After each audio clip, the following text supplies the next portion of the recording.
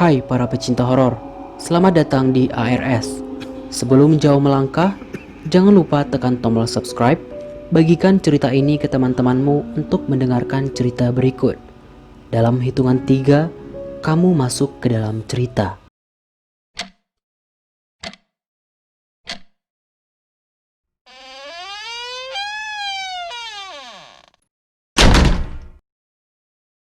Rintikan hujan malam ini membuatku malas beranjak dari kasur yang membuatku nyaman. Ingin sekali rasanya aku bermanja-manja dengan kasur lembutku ini. Tapi keadaan yang tak mengizinkan. Keadaan memaksaku untuk beranjak dari kasur lembutku ini. Ya, aku harus melakukan tugasku. Menjalankan pekerjaanku sebagaimana hari-hari biasanya. Aku bekerja di salah satu rumah sakit di bagian laboratorium. Shift malam membuatku lelah dan harus mengorbankan waktu tidurku. Ya, inilah pekerjaanku. Mau bagaimanapun, aku harus ikhlas menjalaninya. Sebelum aku berangkat kerja, aku makan dulu untuk menambah energi di malam yang panjang ini. Setelah itu, aku mulai bersiap dan memakai baju mantel hujan agar air hujan tak mengguyuri tubuhku ini. Jam sudah menunjukkan pukul 8 malam. Aku keluarkan sepeda motorku dan segera kulewati rintik-rintik hujan di jalanan yang akan kulewati menuju rumah sakit. Semakin kulajukan sepeda motorku karena jalanan yang tak terlalu ramai karena hujan. Tiba-tiba, astaga, apa itu? Apa yang telah kutabrak? Mataku tak melihatnya ketika lewat. Ternyata kucing hitam telah mati kutabrak. Astagfirullah, jantungku berdetak kencang. Akhirnya kubiarkan kucing itu di jalanan dan kulanjutkan perjalananku lagi. Astagfirullah, jantungku berdetak kencang. Akhirnya kubiarkan kucing itu di jalanan dan kulanjutkan perjalananku lagi dengan sedikit hati-hati. Akhirnya aku sampai juga di rumah sakit di tempatku bekerja. Sudah 3 tahun aku bekerja di rumah sakit ini setelah aku lulus kuliah. Ketika sampai, segera aku parkirkan sepeda motorku dan aku masuk ke tempat kerja. Kamu gak kehujanan, Rah?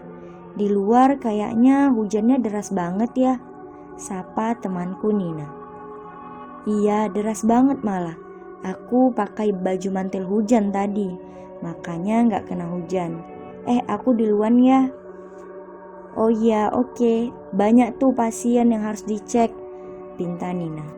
Aku pun segera ke ruang laboratorium untuk mengambil alat cek pasien dan segera kulangkahkan kakiku dari ruang pasien yang satu ke ruang pasien yang lain.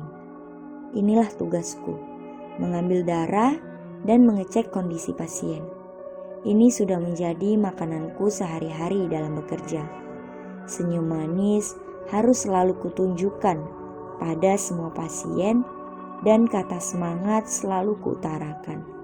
Meskipun kondisi moodku kadang tak baik, tapi hal itu harus tetap kulakukan. Mbak, ini sakit enggak? Aku takut, ketus salah satu pasien yang akan kuperiksa darahnya. Enggak kok dek, tenang aja. Ini cuma kayak digigit semut doang, gak sakit sama sekali. Adik yang akan kuambil darahnya terlihat ketakutan dan pucat, karena ini pertama kalinya ia melakukan hal ini. Aku pun memancarkan senyumku agar adik itu tidak terlalu tegang. Teriak adik tersebut ketika aku mulai memasukkan jarum ke lengannya sambil memejamkan matanya. Tenang ya dik, sakitnya gak lama kok. Bentar lagi juga hilang rasa sakitnya, ucapku pada adik tersebut. Semoga cepat sembuh ya, ucapku sebelum keluar dari ruangan pasien adik kecil itu. Akhirnya selesai juga. Aku segera ke ruangan tempat kami beristirahat. Jam menunjukkan pukul 23:50. Kurebahkan badanku yang lelah ini sambil mendengarkan musik pop kesukaanku. "Kamu udah makan, Nin?" tanyaku. "Udah tadi, Ra, tapi lapar lagi nih, hehe," ucap Nina. "Nih makan yuk, aku bawa jajanan nih," ku beri makananku pada Nina. Kami makan sambil mengobrol. Setelah lama mengobrol, kami pun mulai mengantuk. Jam menunjukkan pukul 00.30. Tak ada lagi pasien yang akan diperiksa saat itu. Ini kesempatan kami untuk istirahat sejenak. Kurebahkan kembali badanku dan mulai memejamkan mataku. Tak terasa, aku pun tertidur pulas. Tiba-tiba suara dering telepon dari ruangan laboratorium mengejutkanku dan membuatku terbangun. Iya, halo, kenapa Bu? Kamu segera periksa pasien di ruangan 103 ya, sekarang juga. Ada pasien yang tiba-tiba harus diperiksa sekarang juga, ucap Bu Ani dalam telepon. Iya Bu, saya segera ke sana, ucapku dengan sedikit mengantuk. Kulihat jam tanganku menunjukkan pukul 2 dini hari.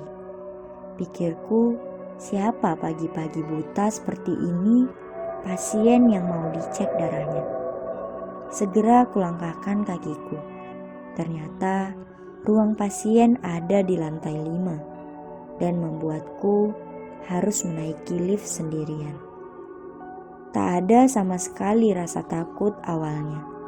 Aku memasuki pintu lift dengan tenang. Ketika aku memasuki lift, sebelum lift tertutup, kulihat di luar pintu lift ada Bu Ani sedang berdiri di dekat dinding. Dia hanya terdiam saja, tanpa berkata apa-apa. Aku senyum ke arahnya, tapi tak sedikit pun ia membalas senyumku sama sekali.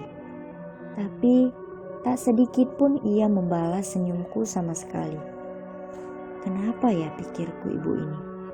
Apa aku ada berbuat salah padanya?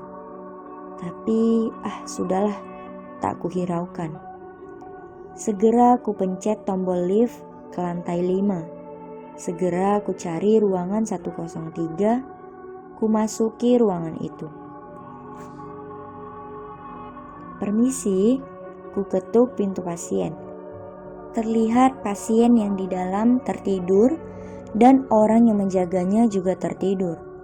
Tiba-tiba salah satu penjaga pasien terbangun. "Ada apa ya, Mbak?"